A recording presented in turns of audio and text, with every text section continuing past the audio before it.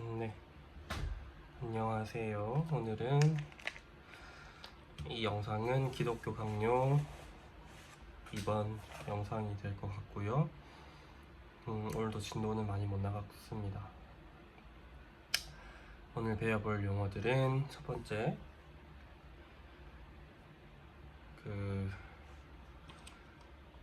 이성주의자랑 두 번째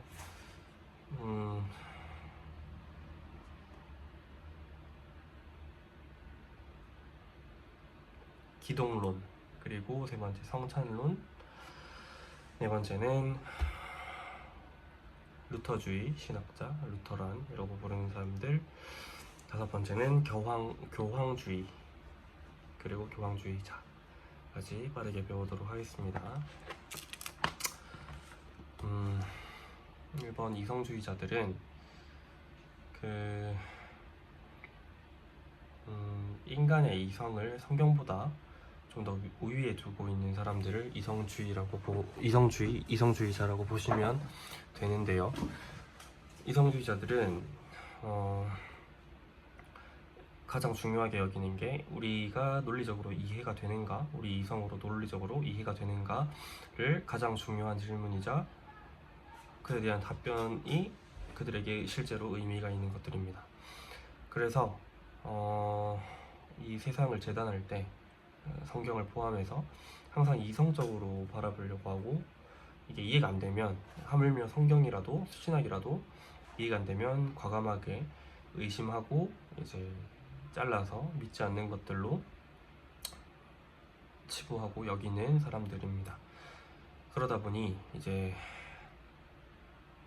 성경은 약간 교훈을 모아놓은 도덕적인 교훈 모음집이라고 보고, 성경에서의 그 계시, 초자연적인 계시 같은 것들은 존재하지 않는다라고 보는 사람들이 있고요. 그러다 보니 칼빈이 이성은, 철학은 인정을 하지만 그들은 실제로 존재하고 좋은 거지만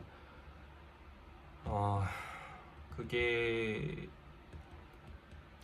신학, 성경, 하나님의 초자연적 계시를 뛰어넘을 수는 없다, 그 위에 있을 수는 없다 라고 보고 있습니다.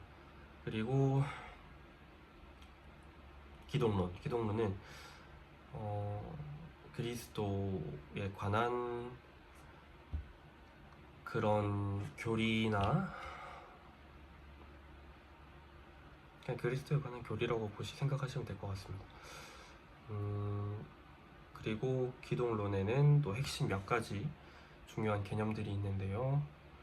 첫 번째는 이제 그리스도의 인격.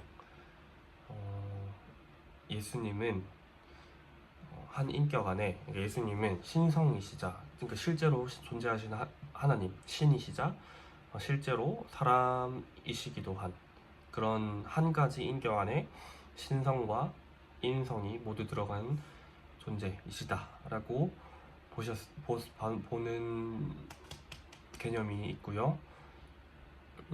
또 성육신, 이제 하나님의 제2위격, 그러니까 성자 하나님께서 그리스도시죠. 이제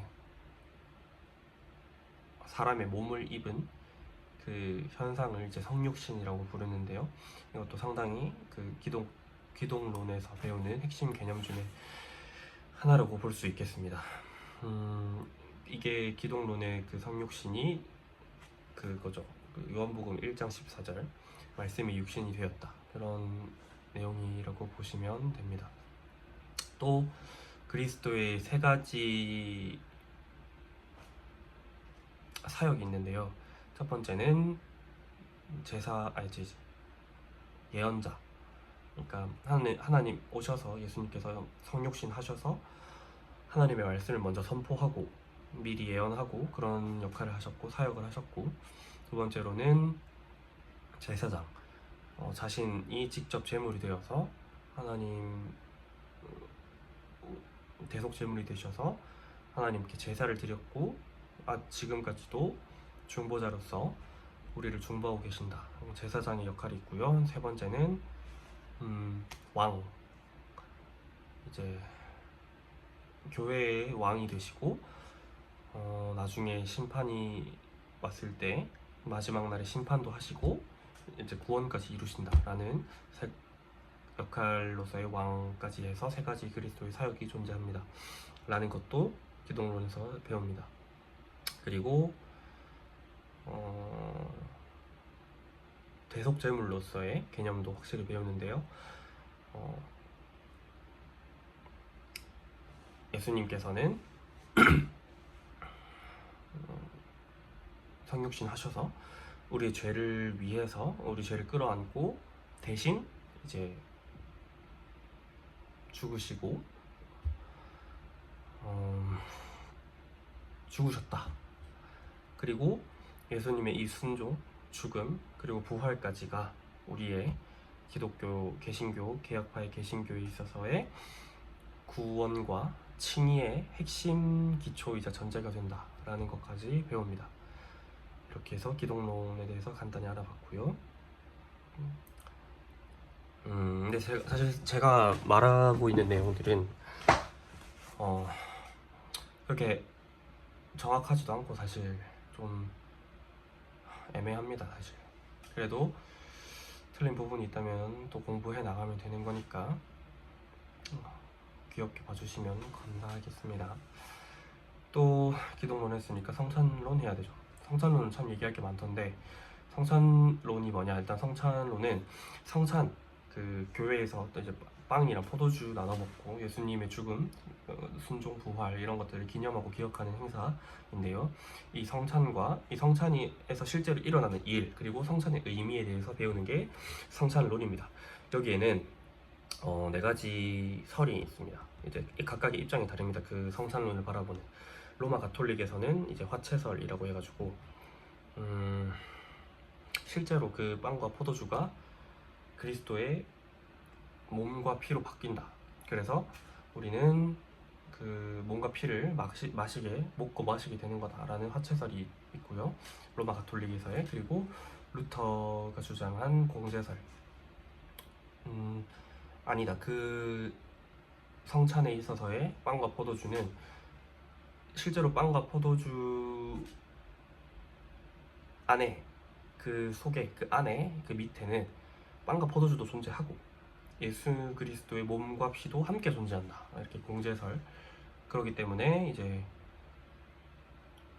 그 빵과 포도주를 먹는 사람은 믿든 안 믿든 상관없이 그리스도의 임재를 겪을 수밖에 없다라고 보는 사람들이 그 설이 있고요. 세 번째는 츠빙글리의 상징 기념설이 있습니다. 그냥 이 성찬은 크게 무슨 뭐가 바뀌는 게 아니라 그냥 그리스도의 죽음 그리고 부활을 상징하고 의미를 기억하고 기념하는 데에 의미가 있을 뿐이다. 그리스도의 실제 임재는 일어나지 않는다. 그냥 그런 거는 이제 신자의 고백 차원에서 강조가 될 뿐이다. 기억 측면에서 강조가 될 뿐이다.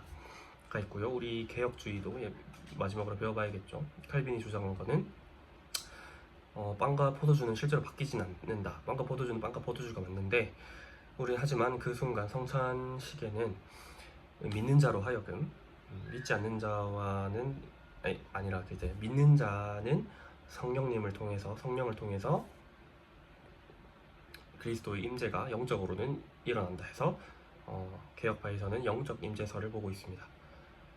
네, 이렇게 네 가지가 있고요. 넘어가서 교황주의랑 뭐였죠?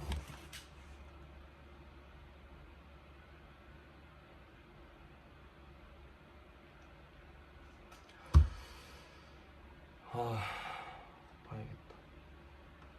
루터주의 신학자. 루터주의 신학자부터 하겠습니다. 루터주의 신학자는 그냥 쉽게 말해서 루터의 교리, 마르틴 루터의 교리를 따르는 사람들, 그거에 동의하고 함께 공부해 나가고, 그리고 마르틴 루터가 정리한 그 기독교 옹호하는 사람들을 마틴 루터주의라고 하고 루터주의자, 루터주의 신학자라고 부르고요. 그런 입장들을 핵심 주장은 방금 배웠던 공제설이 있고, 하나는 이제 약간 우리랑 다른 게, 개혁주의랑 다른 게 칭의에 있어서 약간 다릅니다. 기본 방향은 같은데 약간 그거 칭의 자체를 표현하고 어디에 강점을 찍느냐, 강조를 하느냐는 방향은 약간 다릅니다. 그렇게 생각을 하시면 될 것 같고요. 사실 루터주의라고 하면 대부분 이제 공제설에서 부딪히는 게 대부분이고, 공제설을 확실히 옹호하고 주장하는 사람들을 루터주의라고 보시면 됩니다. 마지막으로는 교황주의가 있겠죠. 교황주의는 약간 강하게 비판하는, 존 칼빈이 이제 어떻게 보면 가장 대척점에 있고 이제 비판하려고 했던 사람들을 교황주의자, 교황주의 신학자라고 부르는데요. 교황주의 특징이 뭐냐면 일단 교황이 존재합니다. 교황 수의설이라 해가지고 교황이 교회의 우두머리로 그리스도 대신해서 교회를 통치합니다. 네, 이것만 알아도 됩니다 사실. 근데 이제 조금 더 자세히 들어가 보자면 로마 가톨릭에서는 뭐가 있냐면 일단 성경이 믿고요. 그리고 교황이 존재하고 전통이 아주 중요합니다 거기서. 그리고 이제